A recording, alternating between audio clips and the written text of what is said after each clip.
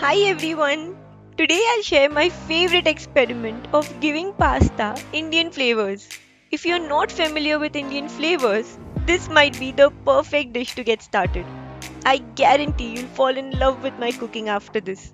So let's get started and make pasta Indian. My idea is to combine extremely popular and widely accepted Indian dish chicken tandoori to traditional Italian staple pastas.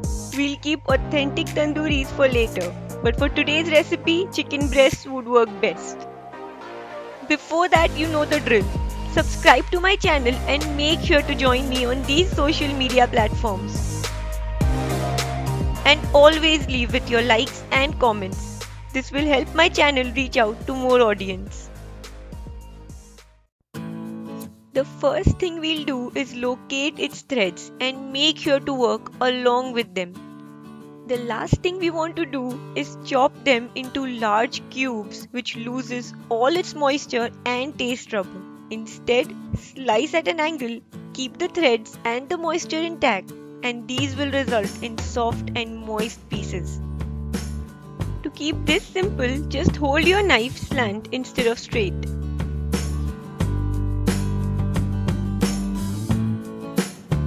Here, take a look. This is exactly how we want to slice them, thin and correct.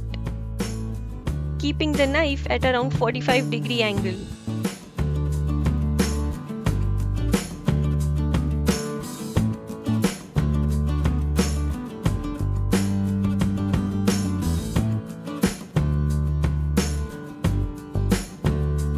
Now let's move over to marination.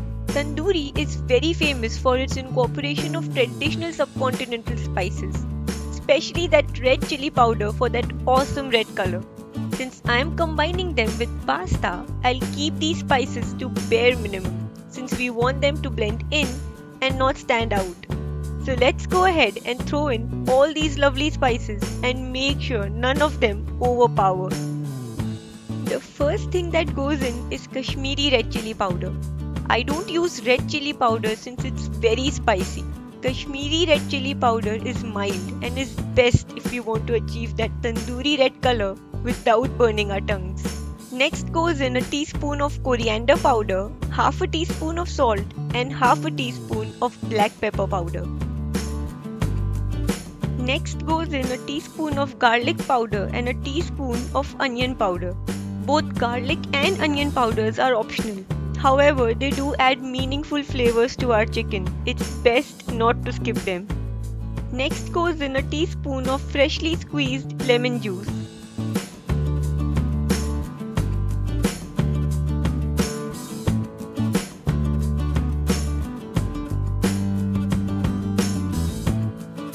Next, I'll add 2 tablespoons of Greek or hung yogurt. Oh god, it's taking me some time to scoop that out. Thank god, finally it's here.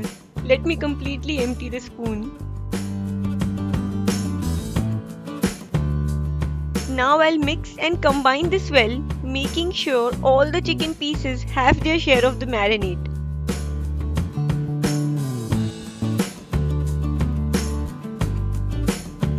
Close the lid and let this rest for at least 10 minutes.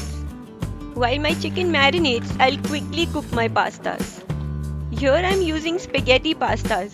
You can use any kind most conveniently available. So in goes my pastas in this boiling water for around 8 to 10 minutes. I believe some pastas do take longer than that to cook. It's best to follow instructions on the packet for perfect results. Now, my next step is to prepare a special spice mix for my pasta sauce. This is somewhat similar to the spices that went into the marinade with just a few additions. So in goes a tablespoon of Kashmiri red chili powder, a teaspoon of coriander powder. Next goes in half a teaspoon of mango powder, most popularly known as Amchoor.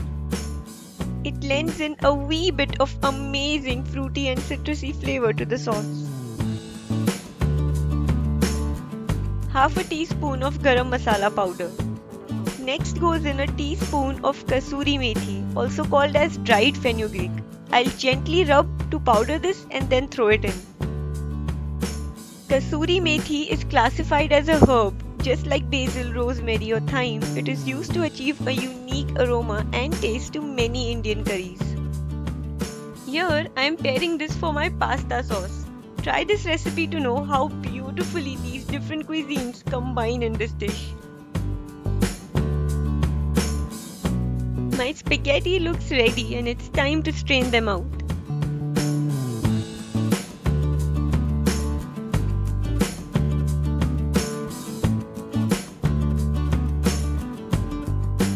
It's best to drizzle some olive oil once they are taken out so that they don't stick to each other. If you're wondering I'm adding chicken tandoori pieces without the smoky flavor to it, then you're wrong. Chicken tandooris don't exist without charcoal flavor, so let's quickly give my few pieces its treat. I'll quickly make some room for my burning charcoal and add a few drops of oil.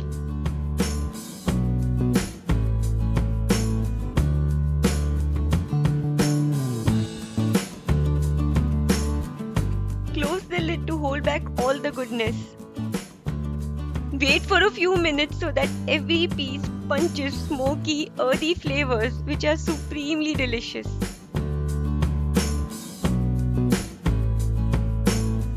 My prep work is all completed. Now let's quickly cook and bring this all together. On a hot pan, I'll quickly drizzle some olive oil. My first step is to get these tandoori pieces right, since they are the star of my dish. Here I'll stir fry my lovely chicken pieces.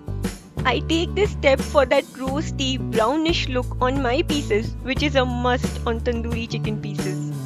Now, it's very important to leave this on each side for over a minute without moving the pan or the pieces too often, since we don't want the coating to come off. I'll flip this over and look at that color. You can get this only if you don't move your pieces around and give each side a chance to get that roasty look and crunchy crust. Ready to make that delicious sauce? We'll make this on the same pan. No point wasting all the juices and spices chicken pieces left on it. So in goes 1 tablespoon of butter and 1 teaspoon of finely chopped garlic. Once my garlic is nicely roasted, I'll quickly drop in around 2 tablespoons of all-purpose flour and give that a chance to roast.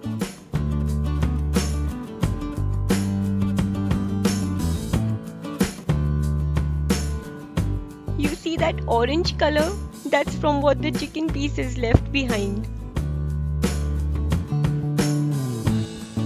Now it's time to add in around 2 cups of milk, but not all in one go. I'll drop and whisk little by little, just to avoid lumps or curdling of milk. After dropping 1 cup of milk and whisking constantly until the sauce thickens to creamy and no lumps consistency, I'll add my spice mix. We'll give this a few minutes to cook, combine and release its lovely flavors and aroma.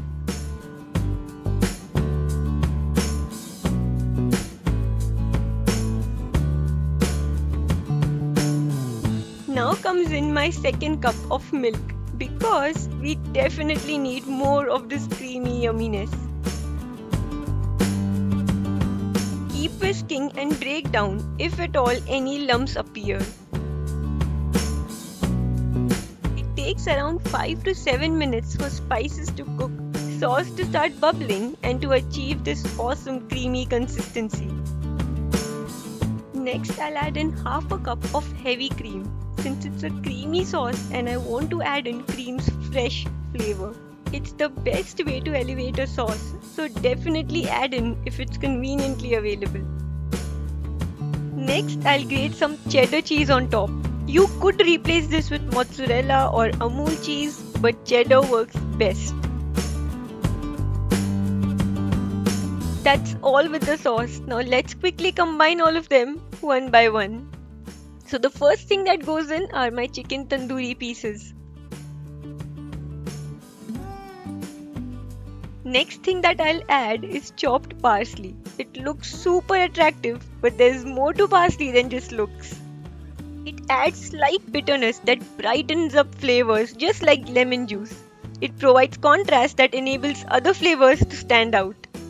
It's always best to add parsley at the end. We don't want to cook it or its flavors would fade out. And now it's time to throw in my spaghetti pasta.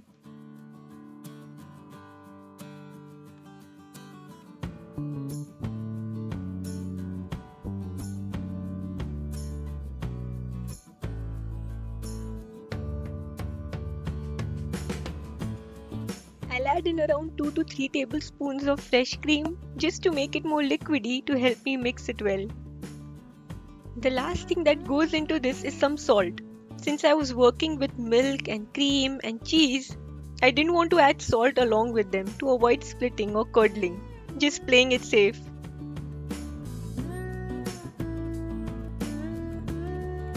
There you go guys, my Indian-Italian fusion is ready.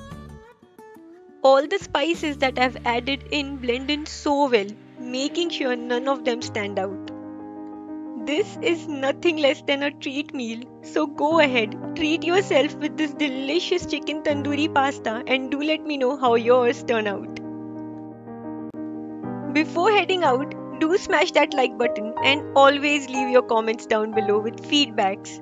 That's the only way this video can reach out to more audience. Until next time.